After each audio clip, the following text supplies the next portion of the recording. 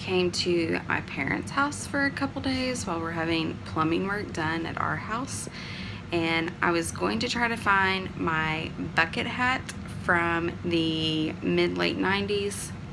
I can't find it, but I did rock a bucket hat out on the lake. I was also going to try to find my denim sun hat that we flipped up and glued a sunflower to the front because those were the blossom days. Can't find it either. My mom found my old bucket hat. My head is apparently bigger than it used to be because it's a little bit of a tight fit. It's time for another sewing project inspired by film. I have started calling this series Cinema and Sewing, and it's taking my love for movies with my hobby of sewing, putting those things together, and so I sew something inspired by movies. Therefore, cinema and sewing. For this project, we're going to make something inspired by the movie Singing in the Rain. I had never seen this movie. I know some of the songs. There are songs that are very popular out of this movie, but I watched it for the first time with my 6-year-old Harlow. We liked parts of it. We also had some thoughts, and I didn't discuss any of these things with her when we were watching it, but she would watch something and she would say, "That's weird, that's interesting," and I was having the same thoughts. So we will discuss the actual movie a bit later, but in case you're wondering, what am I gonna make? Well, at first I wanted to make this little hat that she makes in the rain, this little cap, and I thought, well, I'm not gonna wear that. That's probably not practical. So I'm gonna make something a bit more practical that really, we could wear it in the rain, but we're probably gonna really be wearing it out in the sun. And these are sun hats. I'm gonna be making one of these for my daughter. I'm going to start working on cutting out this pattern and getting it taped together. The pattern for this hat comes from Lydia Naomi. She has a video about this on YouTube. This is a free pattern, so great. Her videos are so informative and helpful and inspiring, and she's just delightful to watch. So she has 2 different styles, and she has 2 different videos about each style. I printed this 90% to scale because I want this to be a little bit smaller. This is an adult size. So I printed 90% to scale to fit her head a little bit better. I measured it and guessed maybe that's what I would need. And so I need to cut out the pieces. So in the description box, I will link down below to her free pattern and to her videos about this. Don't be scared. I just dyed my eyebrows, and the first day of dyeing is always the most intense. Got some Oscar the Grouch vibes going on. I'm gonna go put the cushion out on the porch. If you follow me on Instagram at Marla Plain and Small, then you might know that I used Rit dye. I used the Rit Dye More to dye my patio cushions. They were an off-white color and they showed every little speck of dirt. Ooh, we're outside now. So I tried dyeing them. Talk about it on Instagram that it turned out to be more like a tie-dye job, so thankfully tie-dye is in, and we're just gonna claim that this was intentional.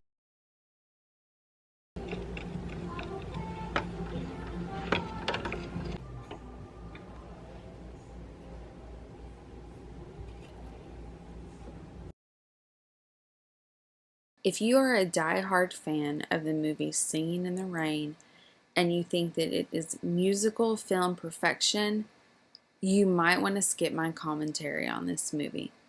This is your warning. Alright, I normally chat about films at the end of my videos as I'm getting ready to reveal what I've made, but I won't be doing a makeup look or a transformation with this project, so let's just chat as we go along. The 1952 musical Singing in the Rain stars Gene Kelly and Debbie Reynolds. Even though I know several of the songs from the film, I had never actually watched the movie.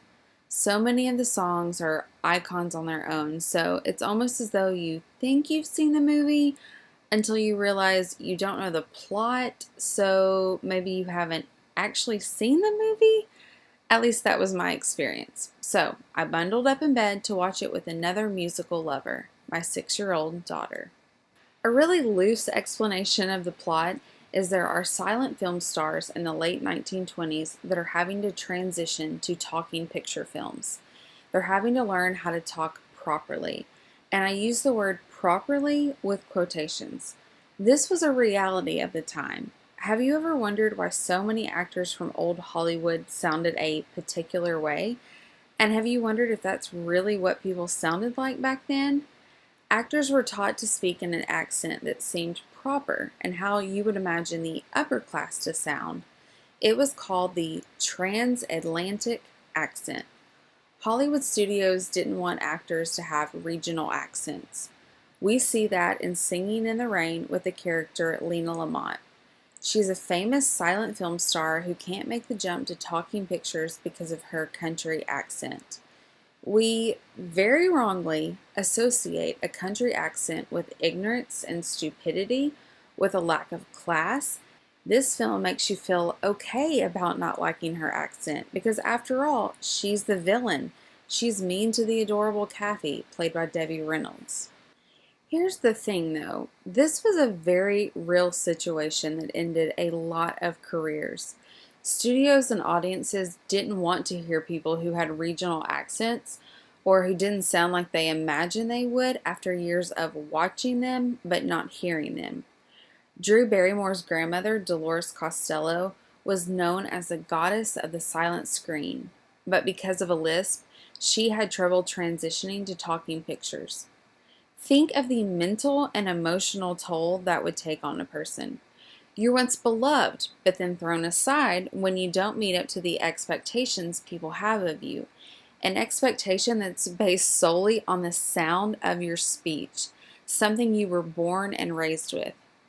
I'm not trying to be overdramatic here or find fault in the movie, but as someone who has grown up in the United States South, I've had my fair share of judgment based on the way that I speak. I've traveled around the United States and around the world, and I have often been reduced to a country bumpkin based solely on my speech. I've worked to make myself easier to understand to people not from my region and to keep from being judged because of my accent. You may think this note about the movie is silly or oversensitive, but this real-life situation destroyed many careers and lives. And I don't think that it's much different today in how we expect actors to speak and sound. It's a new day. I cut all the fabric pieces the other day, and today I'm going to try. We'll see how things go. Got a baby that's been fussy the last few days, and I haven't been able to work on stuff like this. But we're gonna see if I can piece the pieces together. Sew the pieces together. So here's the fabric from one side. I did not think some things through when I was cutting the striped fabric. So if you're cutting a fabric that has a direction, whether it's stripes or let's say you have a pattern that has animals or mermaids or something on it where they very clearly go one direction, you're going to need all of the fabric to go that same direction. You probably don't want some upside down mermaids next to right sides up to sideways and so on. You would want them all to be facing or turned right sides up. But with the stripes, you could do the stripes up and down, diagonal, side to side, however, but you probably want it going all the same direction when you cut your fabric. And I just laid out the pattern pieces in a hurry, traced and cut, so my stripes are going all different directions. I laid them out in such a way that there wouldn't be two directions hitting each other. I tried to do it where they were alternating so it would look more intentional. It was not intentional. I should have cut it where it was all up and down or all sideways. I didn't think that one through. So everything's cut and I'm gonna work on piecing things together. She's fussing. Gonna go get her, take care of her, and at some point you'll see me again working on this. Finally sitting down to actually turn on the sewing machine and sew this hat together. I have got the fusible interfacing that I have to cut for the brim pieces and get those ironed on. So my iron's turned on, heating up. If you wondered, everything that's behind me, this is also my girls. So it's my office and storage for like my daughter's art supplies and a few other little toys. And in the background, work pile. If you watch my Hedy Lamarr video, you might recognize this fabric. And if you go to my Instagram, Marla Plain and Small, you will see I made a skirt for my oldest daughter and then a dress for my youngest. And the dress pattern is one that my grandmother had made up. So I have got to actually, what you couldn't tell in the picture, is I actually need to hand stitch the very bottom close where I had to turn it inside out.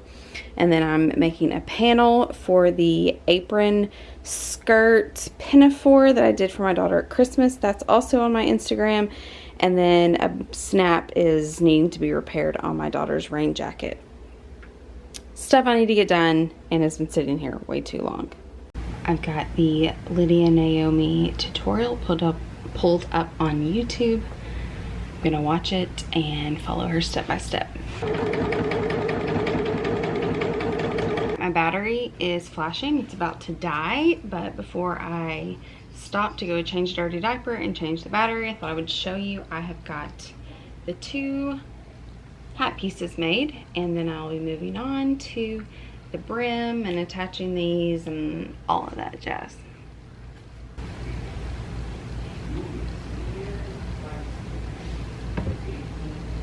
The next thing that bothered me was the romantic relationship that was a bit forced. As I watched this movie with my daughter, she made a comment about how quickly Don and Kathy fell in love. I didn't exactly love this relationship. He had the upper hand as a famous actor, and they barely knew each other before, bam, they're in love. And you might really hate me for this one, but I think the Broadway Melodies scene that I guess alludes to Don's rise to stardom, well, I think it should have been cut. It felt like the writers got together and said, hey, let's make this movie even longer, and let's let Gene Kelly show how well he can dance.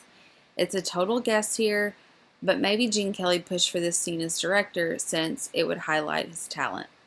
My daughter described that scene as weird, and I'd agree.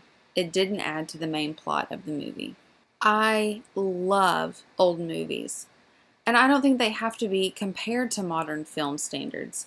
I think we can recognize when there are outdated views in a film, but still find ways to enjoy the movie or at least appreciate how it reflects the era in which it was made. I appreciate the singing and dancing and Singing in the Rain. Donald O'Connor's Make 'em Laugh scene was entertaining and incredibly impressive. But I don't think this is a movie that I'll be quick to rewatch. I'll just find the fun scenes that I enjoy on YouTube, and I'll probably forgo watching the movie in its entirety. Okay, I have the hat put together, but of course we have these raw edges, and I was going to do something different. I was going to fold the brim under and tuck the top of the hat inside so that there wouldn't be any raw edges, but then as I started working on it, I just got lazy. Also, wanting it to be reversible, I need to go get bias tape. That would be so much cuter, because look how cute it would be on this side. So I'm gonna have to make a trip to the store, because bias tape is just gonna be so much cuter. Also, in case you were wondering, I printed this 90% scale instead of 100% scale because I wanted it to fit my daughter, but it fits my head at this scale. This brim is large. I mean, it's like obstructing my view for sure. So I might do the shorter brim if I was to make this again. It's pretty cute though. I'm whispering because I just put the baby down for a nap in this room right here, and so her door is cracked. But here's the hat and the raw edges I need to cover up. And I went and I found some bias tape that matched. JK, I made it. I made my first ever bias tape. I will put a link down below to the YouTube tutorial from Sweet Red Poppy. So easy. And I'm really surprised at how easy it was. I think it would be even easier if I had a bias tape maker, that little tool that you run the fabric through. I don't know 100% if that would be true because I've never used one, but I think it would be even easier than the pin method that she shows. Could be wrong, could be the same amount of effort and work, but I think it would be easier. I would like to get one to try it. So, got this made, and it's going to go, she cut 2-inch strips, I cut 1-inch strips because I wanted the bias tape to be even smaller. Might have made it too small, we'll find out. I'm gonna go eat lunch and take a break from the sewing machine and the iron, and then come back and attempt to put this on the hat. I guess I was a little disappointed after watching the movie. I had built it up in my head that it was going to be amazing. It seems I'm not alone in my disappointment. When the film released in 1952, it wasn't a huge hit, and in interviews with co-stars Debbie Reynolds and Donald O'Connor, they said Gene Kelly was kind of a nightmare to work with. I didn't read those quotes until after I watched the movie, but maybe some of that real-life strife came through the film and was partly why it was uneasy to watch and why I wasn't a fan of Gene Kelly's character in the film. Many of you may not be happy with my opinion of Singing in the Rain, especially since it's now revered as one of the top musicals of all time. But that's the great thing about film and art. We don't have to agree. We can have different opinions. There's no right or wrong way to feel about a movie. So we'll just pretend this is an essay I had to write for a film appreciation class, and we'll not let it affect our friendship if we have polarizing views. And hey, I'll still sing and dance to the song Good Morning when we sit down together for a cup of coffee. I finished it just in time because Colin is cooking dinner tonight. He's cooking fish that Harlow caught. So I had a few minutes to run in here and finish sewing on the bias tape, but I also put this little hook on the back because when Harlow tried it on, she would take it off and put it back on, and she could not keep track of what the back was, even though there is one seam down the back of the brim. It was just kind of hard for her to keep track of that, and you want it on the correct way so that the straps line up where they need to be. Here, everybody. So I thought, okay, well, this is a little hook. She can know that's the back, and you can hang it up on a big hook, but let's say, I mean, it is kind of a big hat.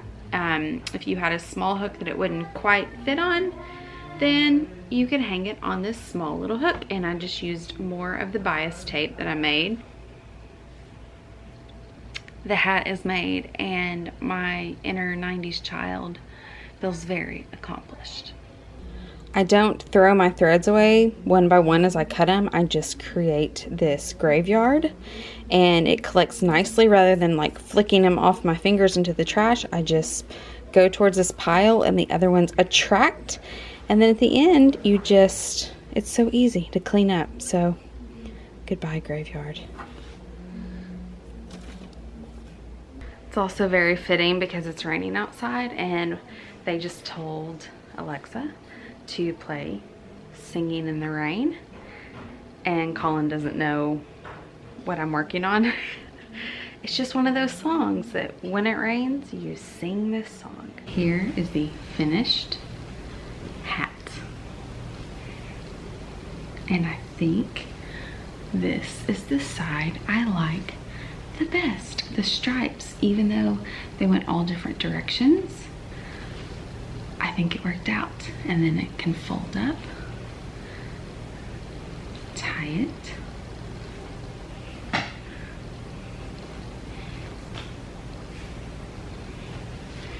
sun ain't gonna give me no age spots with this hat. They won't be able to find me. And this helps when the wind's blowing to keep it on. You can make it without the strap, but I thought it would be cute, especially for my daughter. A fun sun hat.